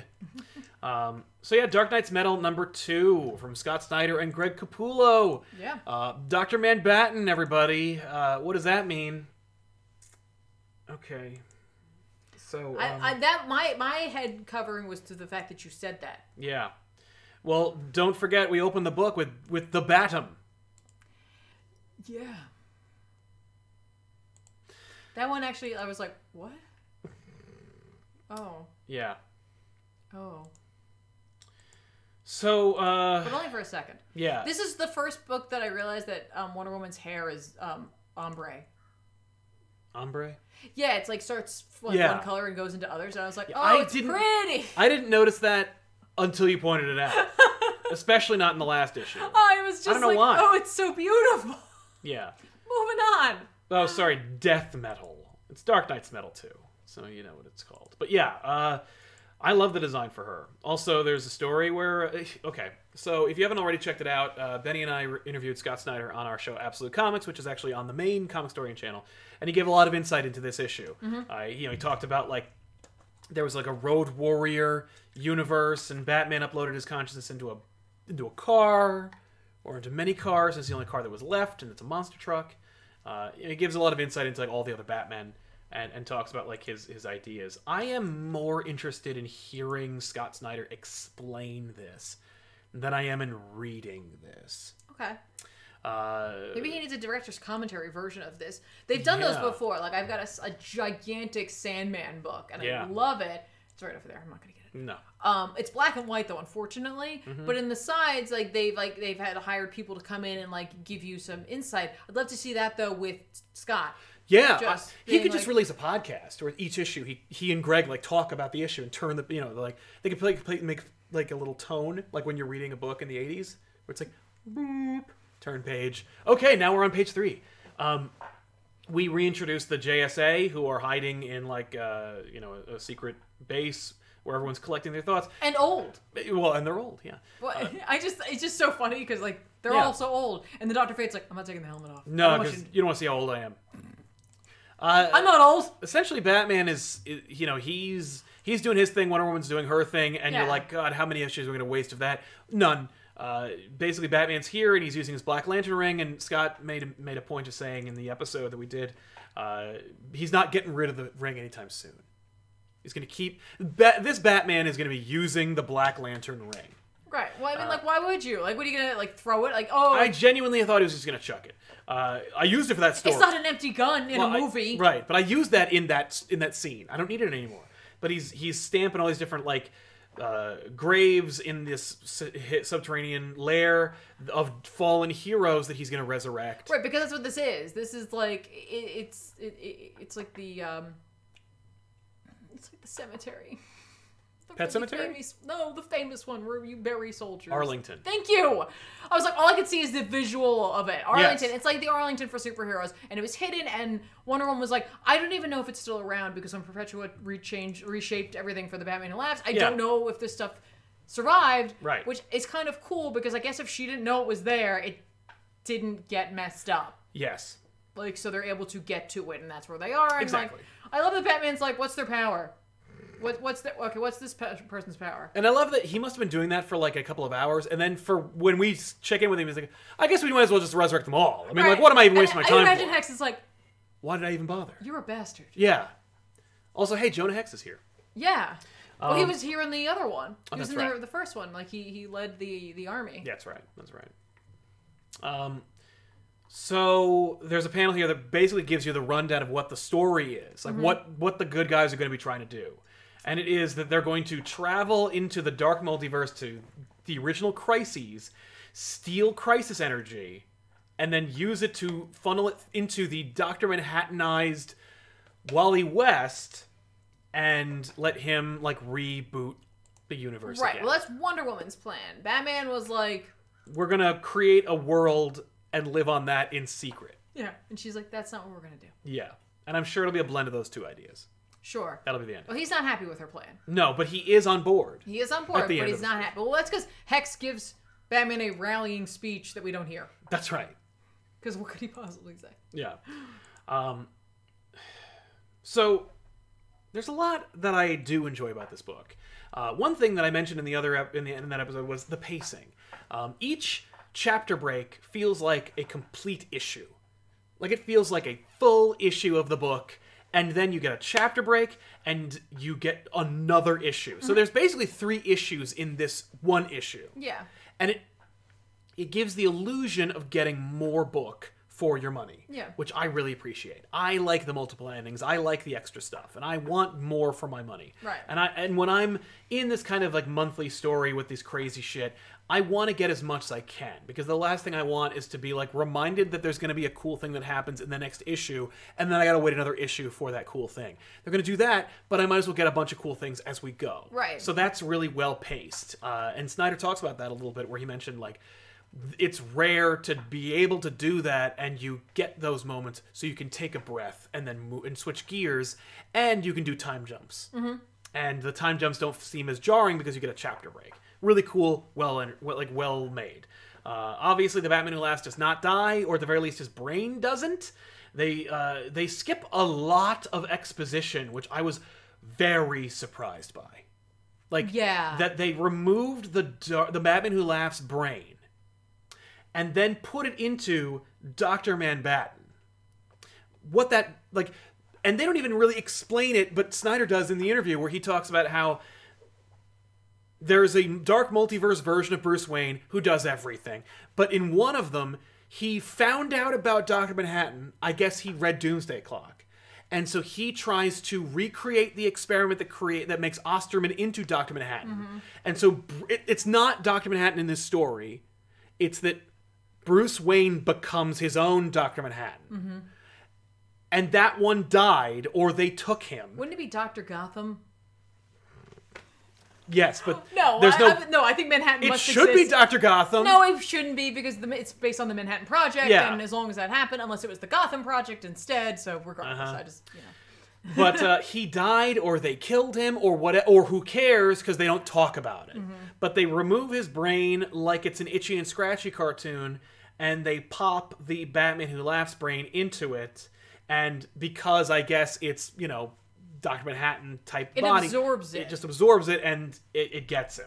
Yeah. And so now you've made the Batman Who Laughs infinitely more powerful, but they also make a point of saying, like, he's kind of changed. Like, not that we didn't get all of the Batman Who Laughs. We got some other kind of thing. Right. So we reveal that he can... he's Dr. Manhattan. He can change everything. He can change anyone. And he reforms himself back into what he was, but of course blue. The Perpetuous checks in. Hey, what's going on? Clearly... Hey, honey. How are things going at home? Oh, they're good. Don't worry. We're fine. I'm not going to try and overthrow you or anything. And the reason why he works for her in the first place is because she's like, well, I'll just make everything the way you want. Like, I don't care. She's like, I don't really have a vision for the room. I just don't want it here anymore. Yeah, exactly. So, but she does check in, and, she's destroying another Earth and whatever. She's, like, literally doing the, like, mom calling home. Making sure that there's nobody partying. Yeah. The Batman Who Laughs basically is like, I've been upgraded. So I'm doing more upgraded stuff, but I still want someone messed up and crazy like me who's like grounded to do the messed up and crazy stuff like me. So he asks one of the like Stygian Robins to give him an idea about like what he'd like to see. Is that what he says? I thought he asked about what his origin was. Well, yes. He's like, what's your origin, kid? Because, like, you could become, like, my right-hand man, because I just undid everybody. Hey, all those characters you just met in the first issue, forget them. They're gone. Yeah. So, like, yeah, I think he's, like, he's the King, Robin King. He's the Robin King. So he anoints a Robin King, and the crow thing that he says over and over again, he then adds an N to the end, so he gets a crown.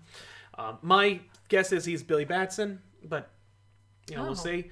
But we set up the Robin King, and then the Dr. Manhattan, Dr. Manbattan, Batman Who Laughs turns into the Darkest Night. Oh, right. good. We have a and new he's name. aware that they're doing things. Oh yeah, no, he's fully aware. He's like he's full on aware. Yeah, of what the plan is, Yeah. or at least that like they're gonna start doing that. Right. So, you know, new upgrades, new action figures. Right. So yeah, and so they're gonna go do it, and I remember being like, "Oh, this again," but they go. I don't remember where the hell they even go. It's like just in a hole in the middle of nowhere. They go to like a facility. Yes, where Batman has already set it up. Because they want to get to Apocalypse, and That's so right. they need to. I can't remember what they have to get. They have to get something in order to get themselves there because Barry's back. Yes. And Batman's like, oh, I know a thing that we can go and get, and it's going to be super awesome. It'll Oh, get that's us right. It there. was built by the Toy Man from Dark Knight's Metal Yeah, One. and they're like, you know, hey, like, is it subtle? And it's like, it's just a Toy Man. But we also find out that like Batman has like versions of the first Dark Knights. Yeah, the cool action figures you liked from the first book. Yeah, well, I was like, hey, it's the Drowned. Yeah. I liked your look. Yeah, these characters who were defeated in the last one can come back because they're robots built by Bruce Wayne. Yeah. So like guard this area. they can be good guy versions of the things that you like. Which really, like, this was interesting because there's like someone else guarding this area outside. Yeah, and he gets who's like, a bad guy. Yeah, and he gets eaten by a friggin' giant hyena. Yeah, and then they go down there and you run into them and you're like, oh no, and it's like, no, it's cool. These are my guys. It's like, wait, what the hell is that guy doing out there? Right. Regardless, we find out what it is. And it is composite Superman, Batman, Wonder Woman. Right. As a rocket ship mech robot. Yeah, it's like, what was it, like the Batman Superman book? Yep. Batman Public Enemies. Or Superman Batman Public Enemies. Yeah. Where like he makes that, but it's just the two of them. Yep. Now it's the three of them. Now it's the three of them. It's a lot. It's a lot of look. It is a lot of look. But that's what's gonna rocket them into space. Yep. But don't worry, because we're gonna see a Dark Side Batman. Okay. In the next one. But yeah, so this book read better it did. than the first one. I think so felt too. like I had a great time reading it. I did better too. than the last two. Yeah, and like, but this is just wait. This is issue 3. Two. Yeah, so I liked it better than the last issue. Yeah, like the last issue, it was just the pacing was a little weird. Yes. I know that's because the intro book, and that happens a lot, where like a first issue is like it hasn't quite hit its stride. And I feel like this did a better job in terms of pacing. I agree. I'm very much on the fence about the coolness factor of Bruce Wayne being a Dr. Manhattan, and the implication of creating that. Or like on like what that means, and like not everybody wants to think about that. Like, you know, I mean that like legitimately, like, this is fun and it's over the top and like it's action packed and like there's something to be said about that. You know what I mean? Like it's just a fun book. Snyder's having a great time. Capullo's having a great time, and you can just enjoy it. Yes. There's another part of my brain that's like screaming about the fact that it's like Dr. Manhattan is a very like interesting character. Yes. And like while you have characters from Watchmen who are clearly based off of other characters, the very idea of like having another version of it is just, I don't know, there's something off about it, and I can't quite put my finger on what's bothering me about it. Yeah, it's because it's derivative and it sucks. The idea of I don't know if that's what it is. It diminishes the thing that was better. That's my problem. Is like, but I'm sure it'll have some like further meaning in the story, and there's a reason that it's there. You know what I mean? Like, I don't think that he did it just to do it. I think Scott does have a plan for it, and like, so like I'm not like but like again, like there is a little part of my brain that's like. Yeah. Yeah. Because like with Doomsday Clock, it's like Dr. Manhattan is involved, and it is a thing, and it's like if you don't like that, like then you're not gonna like Doomsday Clock, and it's gonna like then you're really not gonna like this, where it's like not only was Dr. Manhattan a thing in the DC universe, but he can be replicated. That's the thing. It's like there, and like so, like now it's like you've opened the door that there could be lots of Manhattans. You know what I mean? Like multiversal Manhattans. Well, and the it's fact like, that they even made Wally West get some residual Dr. Manhattan energy made me crazy.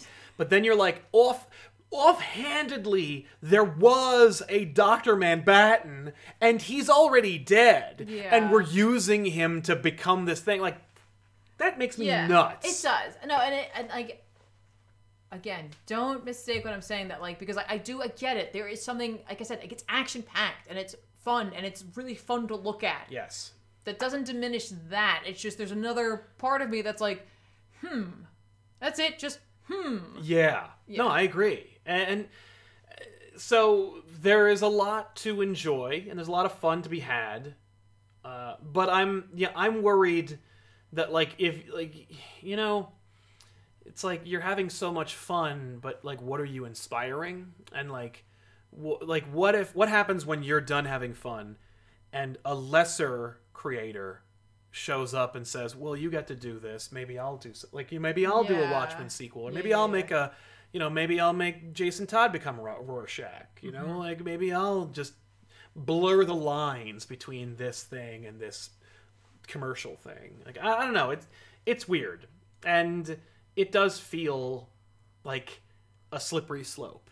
To what? I don't even know. Right. It just feels like it. And we won't know what the impact is until it's had. But yeah, it feels like you didn't necessarily need to do the Dr. Manhattan thing in order for Perpetua, the god of everything. You know what I mean? Like, she could have just made Batman Who Laughs more powerful. You didn't need to do the Dr. Manhattan thing. No, but they want to be able to have, like, you know, that visual. The visual, and like the fact that he turns himself evil, like a version of that. Like, it's just, and like, admittedly, that's a cool design. Like an absence of like light there, like this just like void essentially. That's neat. It's cool, and that's what it is. I think at the end of the day, that's what it's all about. It's all about that. It's all about style, and yet Snyder also wants to say something about. I know, comics. and like so, like that's what's frustrating me. But again, we're 2 issues in, so like I am going to like hold my like for like the end, because I don't know, but like that gave me pause. Yes, that's what I'm going to say. That gave me pause. That's fair. Yeah. But I did enjoy this much more than the first issue, I'm excited for it to continue. There are a lot of neat ideas, and like I said, I'd rather talk about it than I would read it. You know what I mean? Like, I'd rather talk to Scott about what it means and what he wants to say about comics than I necessarily want this to be an event. Right. I mean, because the fact is, the dude really likes comics. He likes writing stories. Yep. Like, he likes creating things. Yes. You know what I mean? So it's like nothing against him. It's not like he has like some sort of deep-seated hatred of anything. And that's what he's thinking. He's not trying to supplant it or bring the house down. You know, it's just he's just trying to like he's doing what any of us would do with his clout and position. Mm-hmm. You know, and I don't necessarily mean you would come up with Dr. Manhattan and Manhattan, but it's more like you'd be like, oh, I can do, like, let's see what I can get away with. Let's see what I can do. Yeah. Let's see how I can say this. And I can say it in the biggest way possible. And hey, editorials also like breathing down my neck about making it bigger and making it more, like, more money and more relevant. And so there's a lot of that. So, you know, I dug it in its own way. I just don't know if it's like not a slippery slope like you indicated. Mm-hmm. But yeah, so it's a soft recommend for me. I don't even know anymore. And again, like I'm thinking about this in terms of like how many comics are coming out right now and how many people are struggling financially with like different parts of the world being closed down and such like that. But the fact is, it's like, if you're a DC fan, you might want to be aware of this book because... because of its what it's going to do. Right. That said, though, if you are on a budget, plenty of news outlets will give you a summary or gist of it, and you'll be able to see what happens on the other side of it when new books start coming out after it's over. You know what I mean? Yes. That's it. That's really what my concern is right now. Is that's that fair. Like if you have enough funds for like 3 books, like let's say that's it, you got 3 books worth of cash, and there's definitely like characters you really want to read, it's up to you.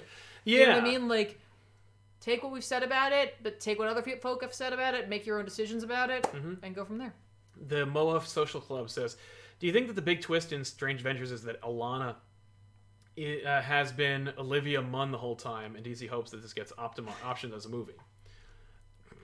I did not see Olivia Munn in her character. Neither did I, honestly. But I nothing against Olivia Munn. I don't think she's got the chops. I don't know if she's got like this. She's a pretty weak Psylocke, I gotta say. This character, like, I think needs some serious, like, you know, like an actress who can like grab this character and like have like possible machinations happening that like nobody's aware of. Exactly. Possible. I don't know. Yeah. Are we gonna do one more push and then, or do we have them? Sure. We have the. Oh, okay. We're done. Have the winners. It's out. We're done. But we do recommends first. Yeah. Mark C. I'm calling the composite Trinity robot the Tran of Steel. Low hanging fruit. Dr. Comic. Hey Tiff. Next week the JLD finally descend on the. No, it's like yeah. Yeah. Next week the Just League Dark finally descend to the other world and face the Upside Down Man. I'm very excited. Yeah. For me, that feels like Tynion has to have this wrapped up before. He's like, oh no! Before Batman. Well, no, before Metal. Right. Before Death Metal. Yeah. Because he is intrinsically tied to that universe. So I'm wondering if they don't have to solve this whenever this is happening. I don't know. So yeah, let's recommend some books. What do you got? Obviously, Batman 95, the start of Joker War. Looks cool. I'm excited for it. Looks cool. Daredevil number 21 from Zdarsky and Checchetto. Daredevil's getting a new suit. He's going to be Daredevil again. It's a great series. It's always great. It's only 21 issues to jump back in. I would recommend reading all of Daredevil. I love how dynamic the Daredevil logo is. It just has movement so simple, to it. And it's so gorgeous. It's just great.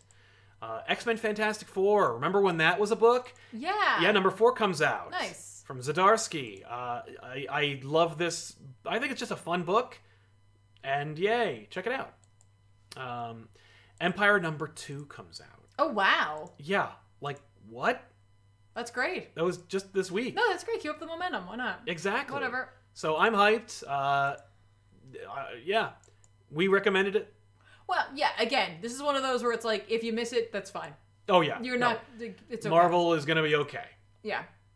Also, the Empire tie-ins are coming. There is an Empire tie-in for X-Men. It's a 4-issue miniseries. Hickman and Teenie Howard the only one I might be interested in because of the plant implication. The plant implication, and I'm like, yes, good thinking. So that's a book. I'm definitely going to read the first issue. I like that commitment. Right? I'm definitely going to read the first issue. I'm definitely committed to one issue. Yes. Avengers Number 1 is another tie-in. It is written by Jim Zub, so I'm excited. Okay, no, he's a good guy. I didn't want to read many tie-ins for this. No, but this looks like a lot of fun. It looks like it's Doctor Strange at the top. It looks like it's an Avengers roster. Like it looks like we're building a new Avengers team. Yeah. I love that idea. I'm on board. Okay. So hooray! Also, you know what? For a lot of people though, who maybe are like worn out on Aaron's Avengers. Like me? Maybe. I don't know. It's a tie-in, though, so how much can you really get into it? Yeah, that's true. Actually, how many issues is that tie-in? I don't know. A questionable amount of issues. Yes.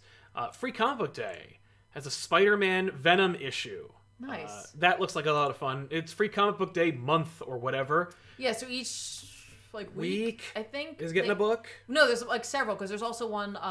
Remember that Dark Ark book I was kind of reading a little bit? It's like a dark version of the Noah's Ark. Yes, I do. Story written by Cullen Bunn. Yeah, they have a Free Comic Book Day issue coming out this week as well. So like, be on the lookout for those if you're looking to just get some more things to read that cost you nothing. Yeah. This Free Comic Book Day Spider-Man Venom book is written by Donny Cates. Also, I was gonna say, also you can't run out. Yeah. Like, you know, sometimes you go to Free Comic Book Day and they've run out of an issue you wanted. It's digital, you can't run out of it. That's true. And there is a prelude to the next amazing Spider-Man story arc, which involves the Sin Eater. I'm sorry, it's just menacing with the shotgun. Just that's Sin Eater's whole shtick. He was a jerk with a shotgun. That was his whole thing. I'm not reading that. What? I just wanted to mention that, like, hey, you remember that, Kindred came in this issue and was like, do you know who I am yet? Right. Well, take a back seat, Yeah. me, because it's Sin Eater time. So also next week, if you're on the Hickman train, woo-woo, but you don't want Marvel right now, then you're probably reading Decorum, and Decorum number 3 is coming out. Die number 12 is coming out. Yeah. That's what else I have to say. It's freaking awesome. Justice League Dark number 24 will be coming out. And remember that book Hellions? Yes. Yeah, number 2 is coming out. Hey, so I'll check it out. I'll cool. just, I don't know how much longer I'll be on that book. But it is Jonathan Hickman for the story with Zeb Wells as the writer. Ooh. So Hickman obviously has some hand in there. I don't know. Totes. Alex Cash in Super Chat. I'm now 100% sure death metal is not for me. Dr. Manbattan is a bridge too far. I want stories that are thoughtful, well-reasoned, and respectful of what came before. This was just a bunch of wouldn't it be rad. That's fair. And I think that's, this series may end up not being divisive, but, I think a lot of people are going to be like, it wasn't for me. I love it. Yeah, I don't think it's going to sell like the last one did. It may not, but I'm just saying, I think that's what's going to end up happening. And no matter how you feel about it, you're totally, open and welcome to feel that way. You know what I mean? Yeah. There's nothing wrong on either side, in my opinion. Agreed. So here's the winners. I'm going to sound off who won. Who wins the opportunity to pick out their own. Now here's the deal. Displate. When I announce your name, I need you to sound off in the chat. Be like, hey, it was me. That's me. I won. Whatever you want to say, as long as it's respectful. Yes, we'll have a few minutes before we call the next person. Yes. When you are announced and you sound off, email me, sal@comicpop.net. We can't get .com. But email me. But first sound off in the chat. But sound off in the chat, and we'll work it out. But I need you to email me your information, and then I can send that over to Valiant, and they will make sure you get your metal poster. Your pick of the litter. Yes. Go to the website in the description, by the way, and pick out which one you'd like. Here we go. First winner is Atmos. I'm going to put Atmos. Atmos, congratulations on winning one of these. One of these, but maybe not these. But maybe you don't want one of these. Yeah, maybe you don't want a that. different Valiant character. Maybe you want to see X-Men and Warren metal on your wall. Maybe you want to see Quantum and Woody. Yay, 3 characters he's with the first there. win. All right, They're Atmos. there, I should say. Congratulations, Atmos. You win. Here's what you do. Email me, sal@comicpop.net. Send me your information. We'll work it out. Congratulations. Congratulations, Atmos. That was amazingly fast. I can't believe that. I applaud worked. you. Yes. And I would, but yes. Holding metal things. Yep. And our second winner is Grayson Red. Grayson Red, congratulations on your success. Are we going to be 2 for 2? Yes. Now don't leave right away because Grayson Red could screw this up and leave. So we'll see what's going on.